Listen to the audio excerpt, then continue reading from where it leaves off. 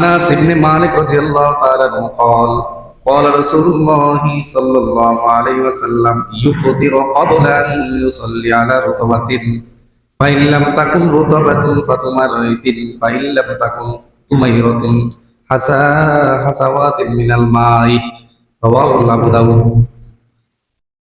আল্লাহর নবী বিশ্ব নবীর সাহাবী হযরত আনাস ইবনে মালিক বলেন, মাগরিবের যখন নামাজের পূর্বে রাসূলুল্লাহ সাল্লাল্লাহু আলাইহি ওয়াসাল্লাম ইফতার করার জন্য তাজা খেজুর নিতেন। আর যদি তাজা খেজুর যদি তুমি না পেতেন তাহলে শুকনা খেজুর দ্বারা ইফতার করতেন। আর যদি তিনি না পেতেন তাহলে পানি দ্বারা তিনি ইফতার করে নিতেন। সুবহানাল্লাহ।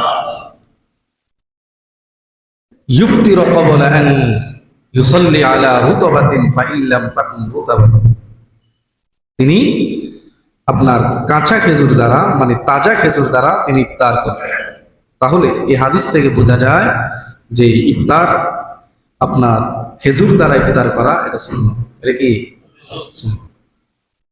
আর যদি তিনি না পেতেন তাহলে শুকনা খেজুর মানে খুরমা খেজুর, এই খুরমা খেজুর দ্বারা তিনি ইফতার করতেন। আর যদি তাও না পেতেন তাহলে পানি দ্বারা তিনি ইফতার করতেন। সুবহানাল্লাহ।